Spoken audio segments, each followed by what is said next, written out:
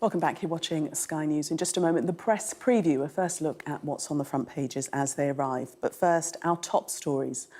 Heartbreak for Scotland as they crash out of the Euros after Hungary score a winner in the 100th minute. Another top Conservative official is under investigation for allegedly betting on the date of the general election as the gambling watchdog widens its inquiry. And flights have resumed at Manchester Airport after a power cut caused chaos with thousands of passengers delayed.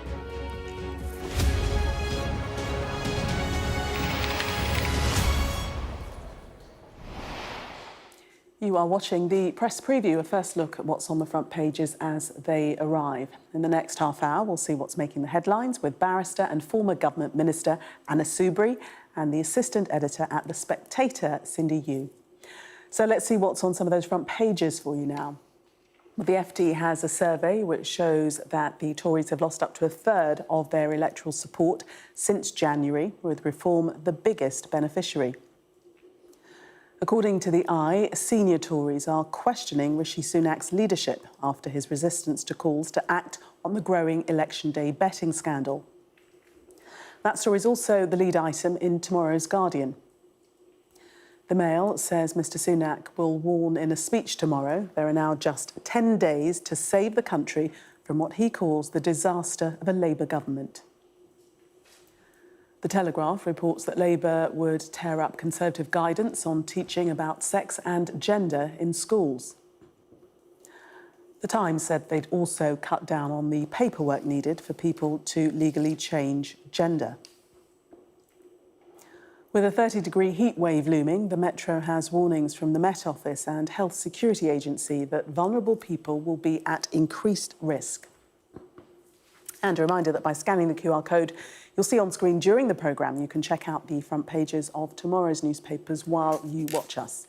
And we are joined tonight by barrister and former government minister Anna Soubry and the assistant editor at The Spectator, Cindy Yu. Welcome to you both.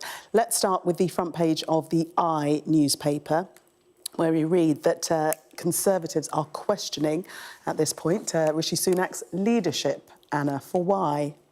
Because I think it's mainly because the two candidates haven't been suspended. The two that are under investigation, obviously, well, I was going to say they both deny doing anything wrong, but of course one of them, Craig Williams, has actually said he made a gross error of judgment, which rather indicates that he's admitted that he's placed a bet on. But in any event, what would normally happen, and that's why now this is becoming a very serious problem for Rishi Sunak, is in any organisation, if somebody was under investigation, and especially for something as serious as this, and the money might be small, but it's so obvious that it's so bad, that you'd be suspended from your position. And Sunak has failed for some reason to suspend these two candidates. Now, once you're on the ballot paper, you'll remember we were talking earlier about the Rochdale by-election. Do you remember how the Labour candidate done something hideous and before he'd even had it imposed by being elected, basically he was thrown out of the party, for want of a better expression.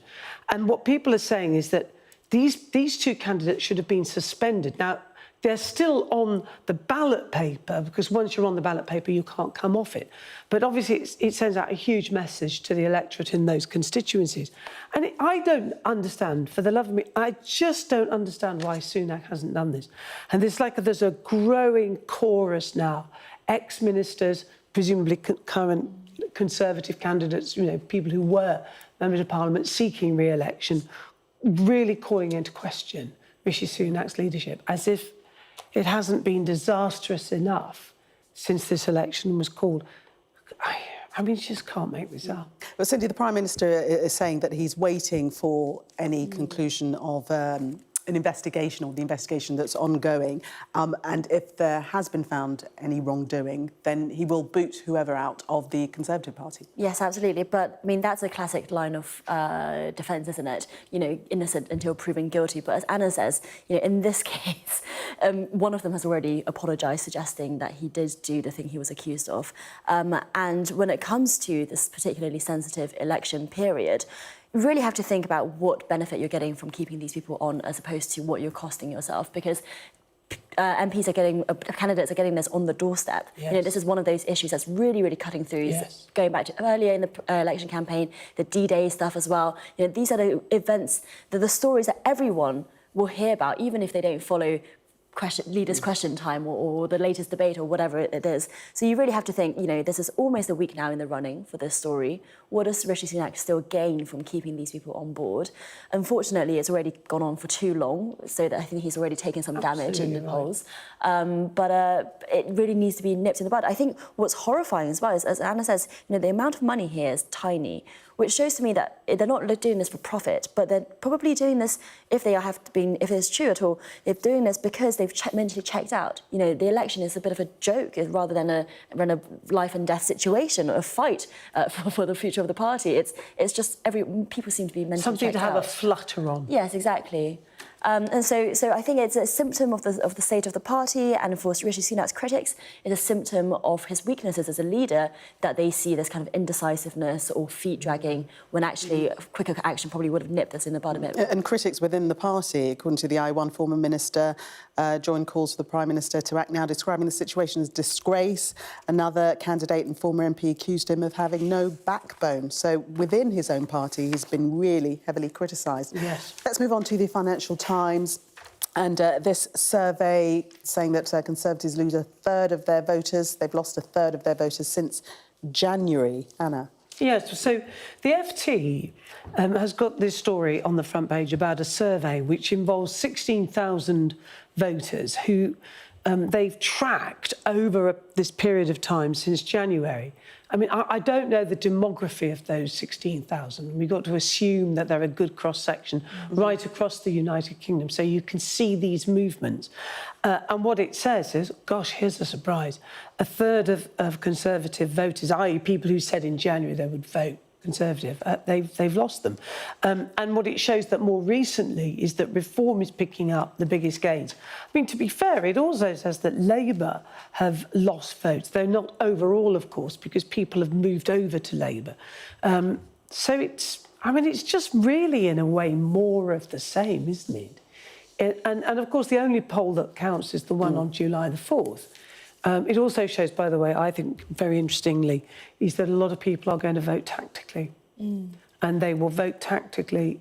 They'll vote, voters will vote Lib Dem in seats where that's the best candidate to oust the Conservative, and Lib Dems will vote Labour in those seats where it's the best vote to oust the Conservative. Cindy, any surprises for you in this survey? I think the extent of the loss is a surprise. Since January, we're not talking about in the last 2 years that the Conservatives have lost votes, since Liz Truss, or the economy has been, struggling to recover.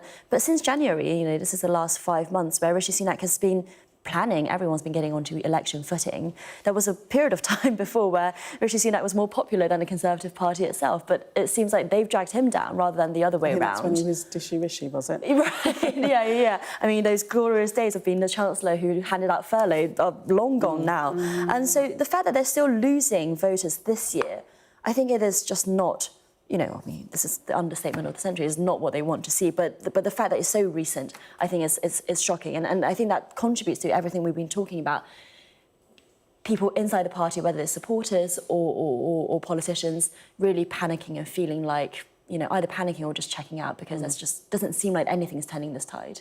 And yes, in the Daily Mail, Anna, we have Rishi Sunak saying that 10 days left to stop disaster of a Starmer supermajority. Yes. Now, you see, I think this is fascinating, because normally you'd have expected the Daily Mail's headline to be 10 days left to stop a Starmer socialist Labour government. But no, this headline is to stop a supermajority. So I think they've conceded Labour is going to win. And this is very much now the new attack line from Conservative headquarters, which is, look, we're not going to win.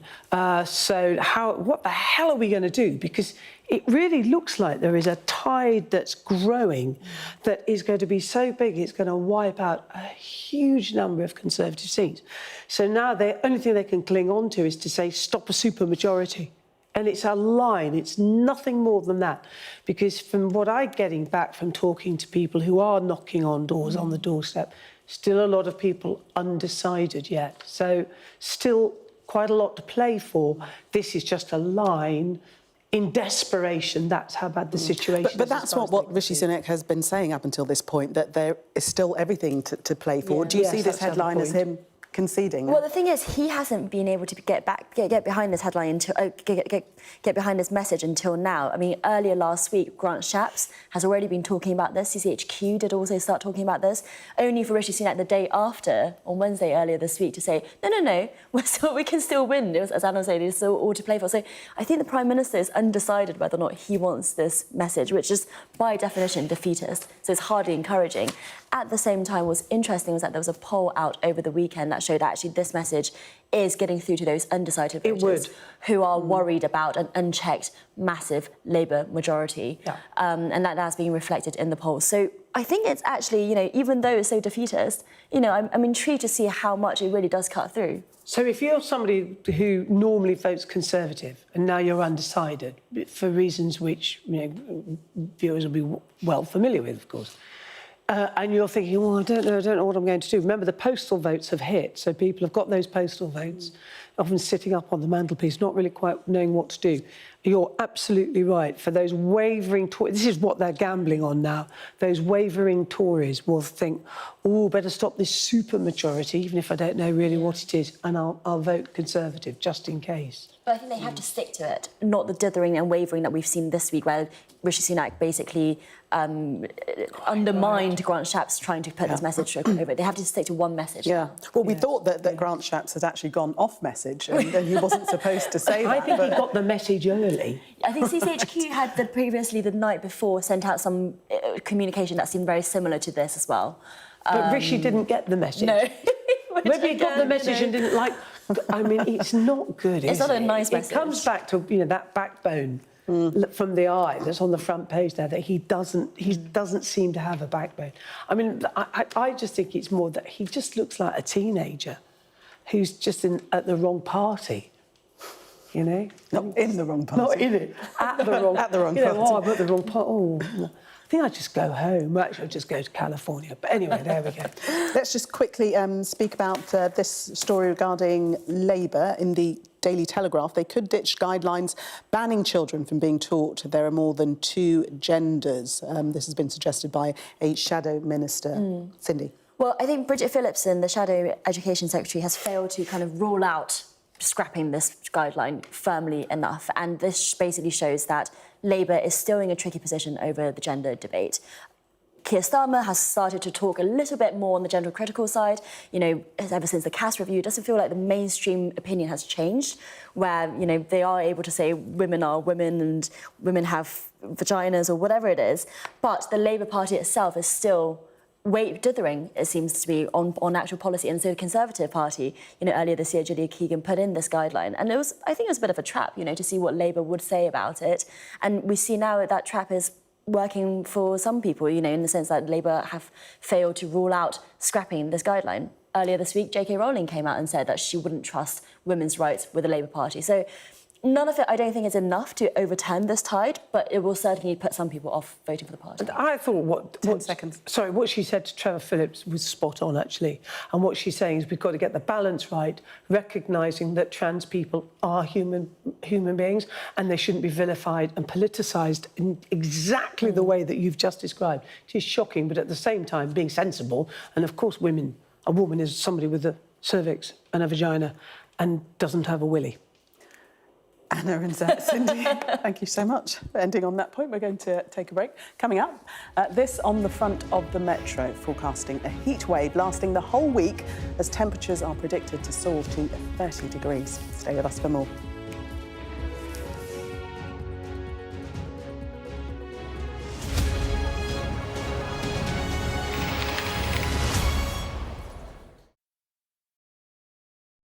Well, I think Rebecca clearly was telling the truth. And I think what's fascinating about her, she was an intelligent woman and felt for some months after she was fired, because of various aspects which she described in the book, that she'd been very badly treated. That was all set up. He was in Spain, flown in deliberately to stage a lovely thing. She, Victoria, gripped him iron grip on his hand, so and whispered to him, smile, smile. Then they went into the chalet and a journalist looked through the window and saw her hitting him in the face and him not responding. I mean, what is remarkable about that loose episode is not the affair, because there were many affairs in Beckham's life, but that the steely determination by Victoria to keep the show on the road. I mean, she is remarkable in that way of self-interest and understanding that the brand depended on both of them, that the family was important to project. And on the other hand, with the tabloid journalists at News of the World and everyone else, who, having been fed this diet of a happy family, suddenly saw the hypocrisy and were alarmed and outraged by the denials and threats by the Beckham's lawyers not to reveal the truth. So it was a great story at the time. I felt that ire as well, let me tell you. You did. I mean, your interview was sensational and, of course, outraged the Beckhams and their people. You choose to talk about it for what reason? Because people are calling me a liar and calling me names and you know, and at the end of the day, these are the facts. This is what happened. This is the truth, and I shouldn't be ashamed of it. You know, I was wrong. It's wrong to. I was wrong to have done what I did. I know that, but it did happen, and I'm not going to live with a lie for the rest of my life. They are the second most important family in Britain after the Prince and Princess of Wales. They live by manipulating the media. They are icons. He's a role model. She constantly thrusts herself into the public eye, as he does too. And my criteria for all my books, this is my 27th, and my biographies, is always to choose those people who climb up the greasy pole and fight to maintain their status and power and wealth by crushing their victims and, in the end, inventing their own narrative.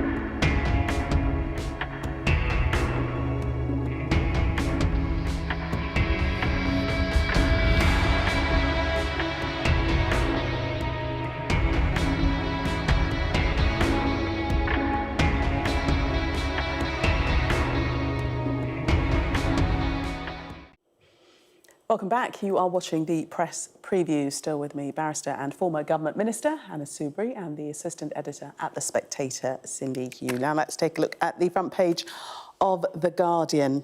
Look at those faces. The sadness, so cruel. The timing in the 100th minute. They were almost there, Anna. Well, that's football. I mean, I know you could say it's most sport, but, you know, the 100th minute, that 10 minutes of extra time, and Hungary go and put one in the back of the net, and that is the end of it for Scotland. They're out of the Euros. Because if they'd got, I think they only needed a draw, and then they would have been through. Yeah. They would have been one of the best thirds or whatever. But they would have gone through for the first time, I think. In their history, yeah. So it is deeply, I mean, it's just really sad. I mean, as you know, Julian, she's laughing. She's being horrible. Because I love football. But I mean, I know you've been following as well. I'm sure you would if you could. But this is, these are the things, when you think, oh, we're home in trial, we're all right. Then you go, oh, hang on, we've got another 2 minutes. Anything can happen. Thinking they were there in that last minute and they lose. It is just the timing that's so cruel, isn't it, Cindy? Cruel. Well, Michael Gove earlier this week was saying about the Conservative Party, you know, we haven't gone into Fergie time yet, which I had later read up was about Alex Ferguson's, you know, tendency to pull out something like this. But, you know, on the Scots in the last, as you say, it is very sad. Yeah. Yeah. And presumably they'll all have to come, most of them will come home now. Yeah. Because the supporters have been fabulous. The Tartan Army, yes. They're legendary for their partying, aren't they? They are. And I think they've behaved and conducted themselves exceedingly well. And I think they've won a lot of hearts. And the rendition, I didn't see it because I was obviously coming here, but the rendition of Flower of Scotland, apparently, which is their anthem at the beginning of the game, was apparently not a dry eye in the house. It was so moving. It's very sad. Very sad. sad. But some good news of a sort. The temperatures are rising. We might have a summer for at least a couple of days, a heat wave next week. Metro front page. A British summer for at least 3 days. First 30 degrees Celsius this year. So be the hottest we've had, and as all viewers know, it's been unseasonably cold throughout, And wet. the whole of this year, and wet, exactly. Wet. And so there's another story inside the Metro, I think, about Glastonbury goers later this week who are going to be met with this heat wave and then a thunderstorm. Yeah. So having had such a wet time, so I think, there's they need to bring their wellies for sure. Mm-hmm. But, this is so exciting. But on the serious side, there is a risk of death warning. The Metro Yes, and does it say. said people over the age of 65, so obviously I shall be watching myself. But in all seriousness, yes, when you get temperatures of that level, like 30 degrees and over, then there will be a lot of people concerned. But I do notice it says head for the northeast. I'm assuming the northeast includes Scotland, which means a double whammy for the Scots, because it doesn't seem they're not coming home to any heat either. But yeah, that's your British summer, 3 days, and then back to normal, rain. I really hope that's not true. We're just joking. We'll see. And let's just finish off on this story on the front page of the Financial Times. And the US is preparing to ban the TikTok app. No, this was her choice, the TikTok. Sorry, take it away. Forgive me. It's just that Lillian knows more about this. No, I mean, I write about China for The Spectator as well, and this is such a big company. We know China's probably most successful technology export in the world. And TikTok is facing a divestment ban, basically. So the American government has basically said that its mother company has either to divest TikTok to American ownership or basically be banned in the US, and they have until January. And so what we're seeing this story is saying is that advertisers, because TikTok has become so lucrative for so many influencers and companies and politicians even, the advertisers now are looking at alternatives. But I think, frankly, there's not going to really be an alternative to TikTok for a long time. The algorithm just has that magical mix. And, as we've seen in the British election, so many politicians have made use of it. So I think basically this is just going to show that the corporates are adapting to this new ecosystem. But we'll have to see if this actually goes through. Divestment might happen, or ban might happen. We don't really know quite yet. Do you think that it's leaning towards a ban? Is that really a realistic prospect? Well, there are people close to the Biden administration who have business interests in certain areas like this. They would love to have TikTok as their own company. I'm not saying that is the reason why this has happened, but there are certainly interests there. Of course, the big thing to your question is the American election coming up later this year, because Donald Trump has actually become more pro-TikTok in his years outside of government. Very big surprise there, and has had a lot of people scratching their heads why this China hawk has become so pro-TikTok. So we'll have to see, basically, because of the election. There's a purity, isn't there, about TikTok? Is that it didn't seem to be plagued with unnecessary ads, and there was the fact that you really could just post anything up there, and it almost had a great respectability amongst people. I mean, obviously, I have never used it. I do. No, but it's just that I only do one thing, which is Twitter. But there's no alternative, is there? Sorry, June. And Cindy, thank you both. We'll see you in the 11 o'clock hour. Thank you both.